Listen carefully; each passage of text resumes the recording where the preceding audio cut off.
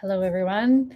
This is a topic that tends to come up with clients, and it just requires a little more conversation. And sometimes when I'm in session, I feel really rushed trying to explain this, and then I feel like details get missed, or it's just really kind of jam packed into a short little time period, and then the essence of it isn't really integrated.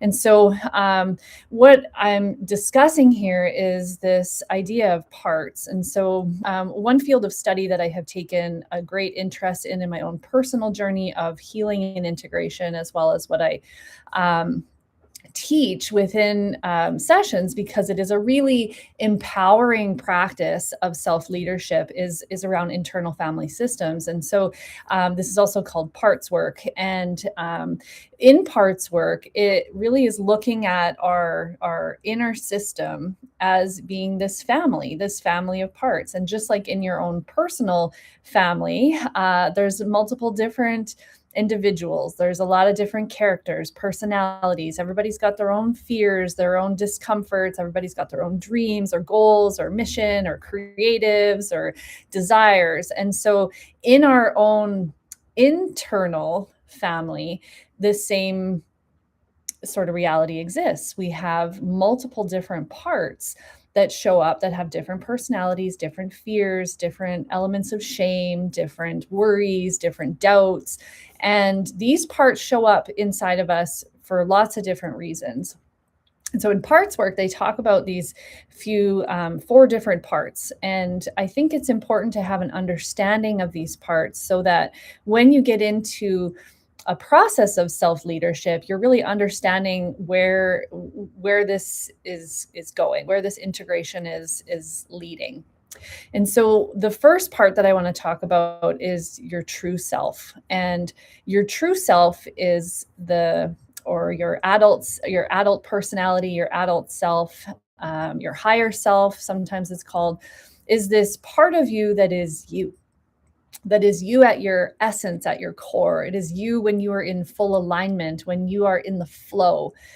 And a good way to reconnect with this part is just to think back to times in your life where you felt like you were fully alive, where you felt like you were really in the zone, you were connected, you were curious, you were open, you were present, you were just in this beautiful dynamic of flow.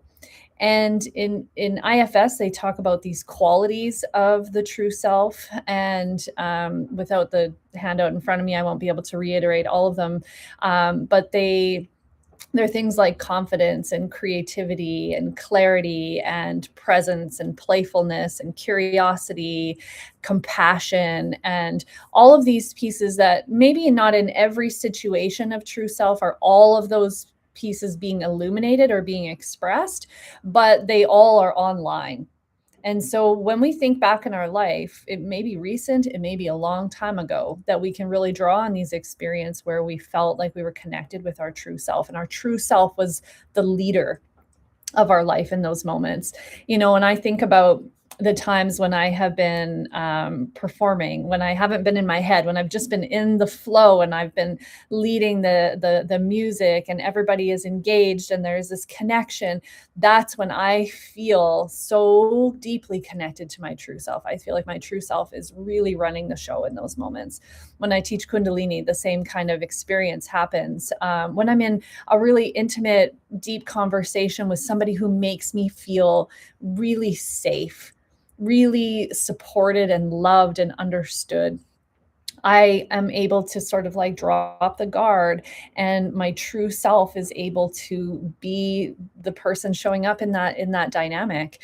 And you might think back to fun experiences where you felt more playful or more curious. There could be a whole host of them. And so one practice that you can take if this is difficult, or you're really not kind of landing on what I'm talking about, is to think back to one time in your life where you felt that alignment, where you felt that fullness of life, where you just felt excited and you just felt like you were right, grounded and present and just on fire. in those moments. And so even just one memory can become an opportunity to spend some time revisiting that memory over and over and over again. And when you're revisiting the memory is to actually allow yourself um, to feel what it was like, not just to see it visually, but to notice how it makes you feel, and also to notice what it does to your body. So if I think back to the time, so for example, last summer I facilitated at a wellness festival. And so I was on the stage. I can see myself on the stage. It was really hot. The sun was just beating down on me. I really, I feel like I took some effort in my clothing. So I felt really attractive. I felt like I was, really put together, and I felt good on the outside. And I had this audience of people that were watching me and were engaged in the process, were really listening to what I was sharing. And then we were chanting together, and the music was flowing, and the sound was just like reverberating in my system. And I felt my voice just flowing. And in that moment, I felt free. I felt loved. I felt love. And I felt present, and I felt connected. And in that, I can feel my body has this openness. There's almost like tears that want to come through because it felt so good.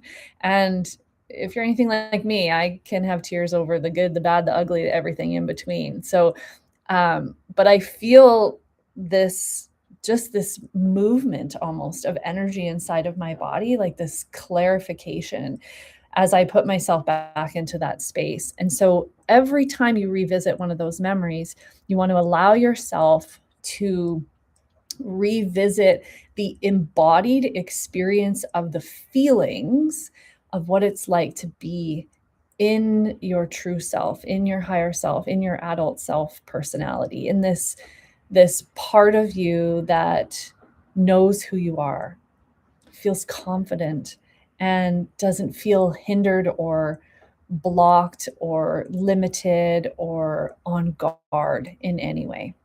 So that's the true self. That's part number one. And I'm going to come back and I'm going to discuss the other parts. But just for now, I want you to play with the true self and start having that practice of remembering, embodying, and just allowing yourself to revisit. Because in this process of remembering our true self, or in parts work, the most important piece is that we are reestablishing trust in our system, and we are reestablishing trust of the true self. And so in order for the true self to be the leader of our internal family, the other parts need to know that our true self is going to be the leader. And so we have to reestablish and rebuild trust inside of our system. And the more connected we can be with that true self, then the more easily the rest of the process can unfold.